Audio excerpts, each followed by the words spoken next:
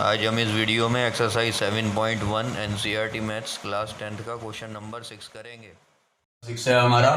Name the type of quadrilateral formed if any by the following points and give reason for your answer. ये जो points दिए हुए हैं इनमें से देखना है कि अगर कोई क्वाड्रिलेटरल बनता है या नहीं बनता है। क्वाड्रिलेटरल आपको मालूम है 4 साइडेड फिगर, जैसे स्क्वायर, रेक्टेंगल, रोम्बस, पैरेललोग्राम और ट्रेपेजियम। ठीक है, इन सब की प्रॉपर्टीज आपको मालूम है। स्क्वायर में चारों साइडें इक्वल और डायगोनल इक्वल, रेक्टेंगल में opposite side equal, diagonal equal, rhombus में चारों साइडें इक्वल, पैरेललोग्राम में अपोजिट साइड इक्वल, ट्रेपेजियम में 2 साइडें पैरेलल। ठीक है, तो हमें यहाँ पर देखना है तो वो हमें डिस्टेंस के फॉर्मूले से निकालना पड़ेगा।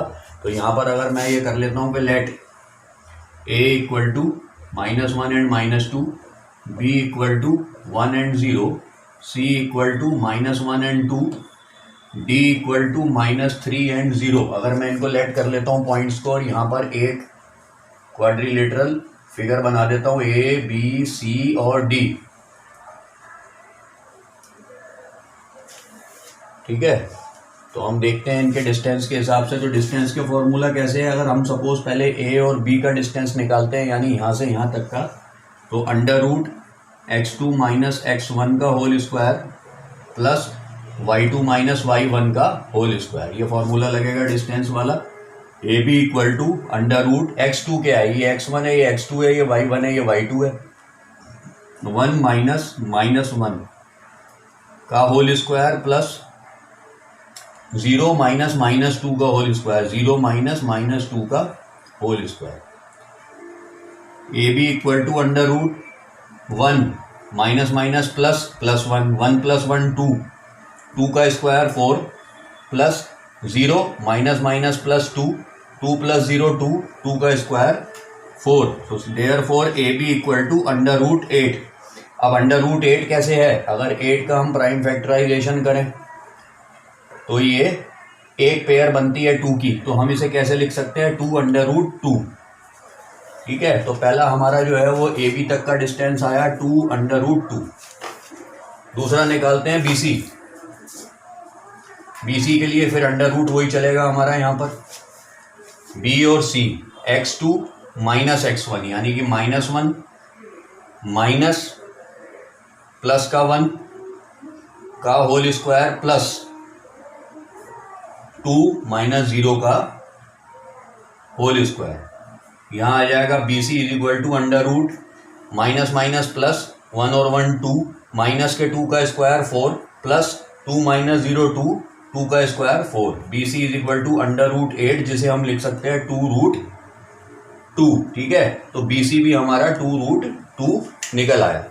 तो ए भी हमारा 2√2 निकला, बी सी हमारा 2√2 निकला। अब हम सी डी निकालते हैं। सी डी के लिए क्या करेंगे, हम नोट डाउन कर लें आप, मैं यहाँ पर सी डी निकालता हूँ।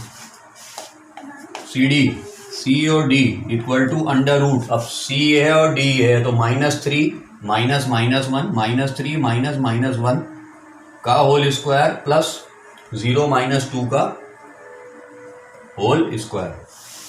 सी D equal to under root -3 और माइनस माइनस प्लस 1, -3 और प्लस 1 का मतलब प्लस माइनस माइनस, 3 में से 1 गया, बचा 2 माइनस का, -2 का स्क्वायर 4 प्लस 0 माइनस 2 माइनस 2 का स्क्वायर 4। तो सी डी जो हमारा आया वो आया अंडर रूट 8, जिसे हम लिख सकते हैं 2√2। तो अब हमारा सी डी भी 2√2 आ गया। ठीक है, अब इसके बाद हम निकालते हैं डी ए। ठीक है, डी ए निकालते हैं। अगर डी ए भी 2√2 आता है तो इसका मतलब जो है वो ये रोम्बस या स्क्वायर दोनों में से कोई एक फिगर होगी। ठीक है, तो यहाँ पर हम पहले डी ए निकालते हैं, अंडर रूट। अब डी और ए में क्या है, ये -3 माइनस 1 का होल स्क्वायर प्लस 0 माइनस 2 का होल स्क्वायर। ये आ गया D A equal to under root -3 और माइनस माइनस प्लस 1, -3 और प्लस 1 हो गया -2, -2 का स्क्वायर 4 प्लस 0 और माइनस माइनस प्लस 2, 0 प्लस 2 2, 2 का स्क्वायर 4। तो डी ए जो निकल कर आया हमारा डिस्टेंस, वो निकल कर आया अंडर रूट 8, जिसे हम लिख सकते हैं 2√2। तो यहाँ तक तो हमें ये पता चल गया कि चारों साइडें इस पॉइंट से जो क्वाड्रिलेटरल बन रहा है उसकी चारों साइडें इक्वल हैं, ये तो हमें पता चल गया यहाँ से। अब अगर जो है वो डायगोनल भी इक्वल होते हैं AC और BD तो ये स्क्वायर है, और अगर डायगोनल इक्वल नहीं है तो फिर ये जो है वो रोम्बस है जिसकी चारों साइडें इक्वल होती हैं और डायगोनल जो है वो बाइसेक्ट करते हैं, आपस में इक्वल नहीं होते हैं। तो अब AC और BD के लिए जो है वो हम फाइंड आउट करते हैं उसके क्या आंसर निकलते हैं। तो यहाँ पर जो है वो अब हम AC निकाल लेते हैं, AC निकाल लेते हैं।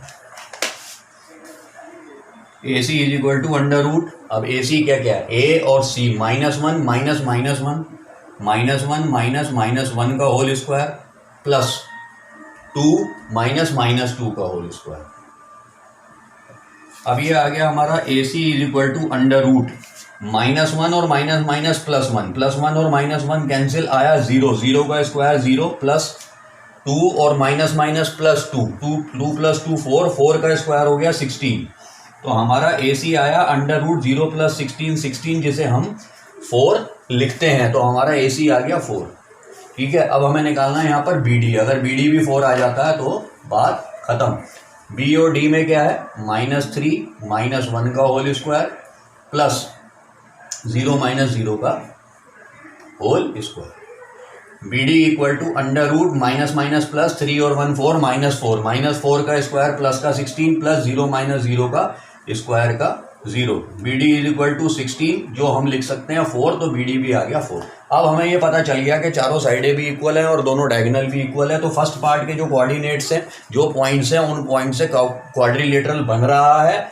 Yes, it makes a square, इसको हम आंसर में लिख सकते हैं। तो पहला पार्ट हमारा इस तरीके से पूरा होगा।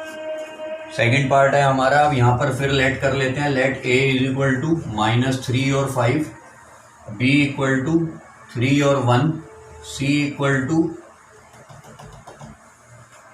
0 और 3, और D इक्वल टू -1 और -4।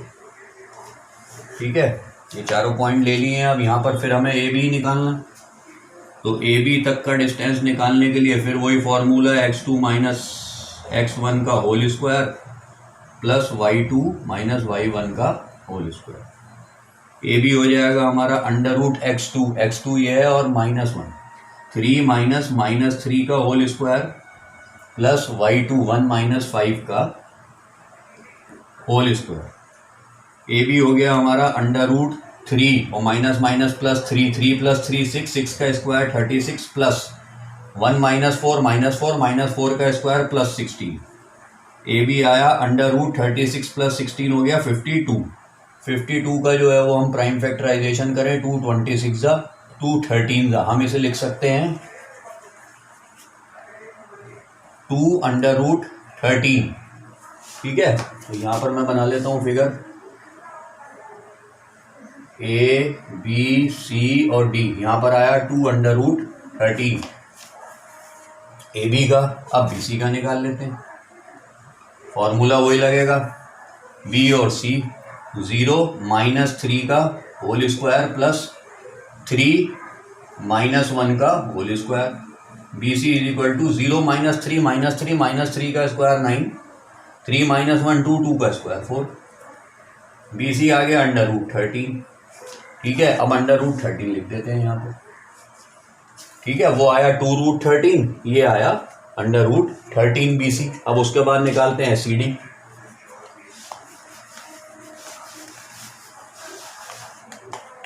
अब निकालते हैं CD, तो CD के लिए क्या करेंगे, फिर वही फॉर्मूला C और D, -1 माइनस 0 का होल स्क्वायर प्लस -4 माइनस 3 का होल स्क्वायर।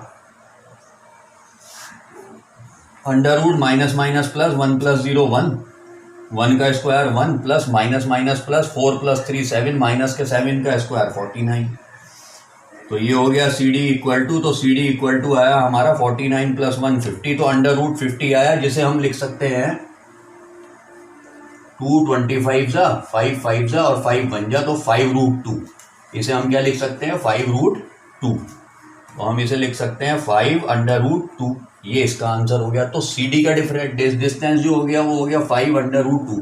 अब सबसे बड़ी बात यहाँ देखने की ये है कि एक साइड आई 2√13, दूसरी आई √13, तीसरी आई 5√2। तो अगर चौथी जो है वो √13 आ भी जाएगी तो भी ये कोई क्वाड्रिलेटरल नहीं बना पाएंगे पॉइंट्स। क्यों? क्योंकि अगर अपोजिट साइड्स ये दोनों इक्वल हो जाएंगी तो ये दोनों इक्वल नहीं है। डायगोनल इक्वल होने का कोई सेंस ही नहीं बनता जब चारों साइडें इक्वल नहीं है। तो इसलिए हम इसे इससे आगे नहीं करेंगे। हमें ये पता चल गया है कि यहाँ पर जो है A B is not equal to B C, is not equal to C D, is not equal to D A, ऐसे ऐसे और ऐसे। तो यहाँ पर जो है वो no quadrilateral should be form, यहाँ पर कोई क्वाड्रिलेटरल नहीं बनेगा। तो इस तरीके से ये सेकंड पार्ट पूरा होता है। थर्ड पार्ट है हमारा, let A equal to 4 and 5, B equal to 7 and 6, C equal to 4 and 3 और डी इक्वल टू 1 and 2। तो इनको फिर ए बी सी डी ले लिया है। अब फिर से जो है वो यहाँ पर एक क्वाड्रिलेटरल बना देता हूँ। ए बी सी और डी डिस्टेंस निकालते हैं, पता चलता बनता है कि नहीं। तो ए बी तक का डिस्टेंस निकलेगा, फॉर्मूला यही लगेगा x2 - x1 वाला, तो 7 - 4 का स्क्वायर प्लस y2 में 6 - 5 का square. A B equal to √7 - 4 3 3 का स्क्वायर 9, 6 - 5 1 1 का square 1। A B equal to √10, ठीक है। तो ए बी का आ गया √10, तो यहाँ तक तो आया √10।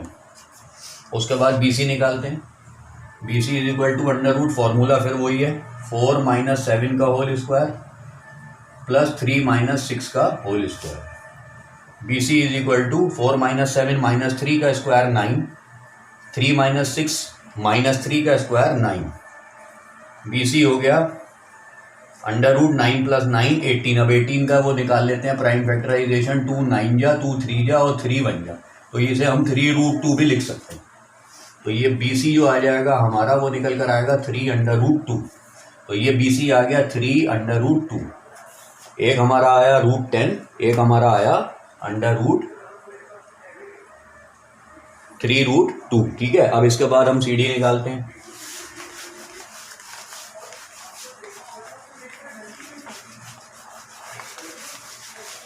सी डी निकालते हैं यहाँ पर, सी और डी √CD, सी और डी 1 - 4 का होल स्क्वायर प्लस 2 - 3 का होल स्क्वायर। अब ये आ गया सी डी, 1 - 4 का मतलब -3, -3 का स्क्वायर 9 प्लस 2 - 3 का मतलब -1, -1 का स्क्वायर प्लस 1। सी डी आया हमारा √10, ठीक है। तो यहाँ पर ये सी डी √10 आ गया। अब ये भी √10 है, ये भी √10 है। ये आया था हमारा 3√2, अब ये 3√2 आया था। अगर 3√2 ये भी आ जाता है तो इसका मतलब अपोजिट साइड्स आर इक्वल। तो यहाँ पर कुछ क्वाड्रिलेटर बनने की संभावना लग रही है। अब डी और ए में आ गया हमारा 1 - 4 का होल स्क्वायर प्लस 2 - 5 का होल स्क्वायर। डी और ए इक्वल टू 1 - 4 मतलब 3 - 3 का स्क्वायर 9 प्लस 2 - 5 का मतलब -3 - 3 का स्क्वायर 9 √18, जिसे हम लिख सकते हैं 3√2। तो ये 3√2। अब अपोजिट साइड्स इक्वल हो गई। क्यों? क्योंकि यहाँ पर ए बी जो है वो यहाँ पर ए बी जो है वो डी सी के इक्वल है और ए डी जो है वो बी सी के इक्वल है, ठीक है। तो ये तो पता चल गया कि ये एक रेक्टेंगल या पैरेललोग्राम में से कुछ है। लेकिन अगर अब ए सी और बी डी भी इक्वल हम प्रूव कर देते हैं तो ये रेक्टेंगल हो जाएगा। और अगर नहीं कर पाते हैं या नहीं इक्वल आते हैं तो ये एक पैरेललोग्राम बनेगा, ठीक है। तो उसके लिए हम ए सी और बी डी भी निकाल लेते हैं। अब ए सी के लिए हमें क्या करना है, यहाँ पर ये रहा हमारा ए सी √ फिर ए और ये सी, तो 4 - 4 का होल स्क्वायर प्लस ब्रैकेट के अंदर 3 - 5 का होल स्क्वायर। ये हो गया ए सी इज इक्वल टू √4 - 4 0 का स्क्वायर 0 प्लस 3 - 5 - 2 का स्क्वायर 4। तो ए सी तो हमारा आ गया √4, जिसे हम 2 लिख सकते हैं, यानी कि यहाँ से लेके यहाँ तक तो 2 आ गया। अब अगर बी डी भी 2 आ जाता है तो बहुत बढ़िया है, और नहीं आता है तो ये पैरेललोग्राम माना जाएगा, आ जाता है तो ये रेक्टेंगल माना जाएगा। अपोजिट साइड्स इक्वल हो ही गई हैं। BD के लिए और देख लेते हैं यहाँ पर 1 माइनस 7 का होल स्क्वायर प्लस 2 माइनस 6 का होल स्क्वायर। अब ये आ गया B और D equal to under root 1 minus 7 का मतलब माइनस 6 का स्क्वायर 36 प्लस 2 माइनस 6 का मतलब माइनस 4 का स्क्वायर 16।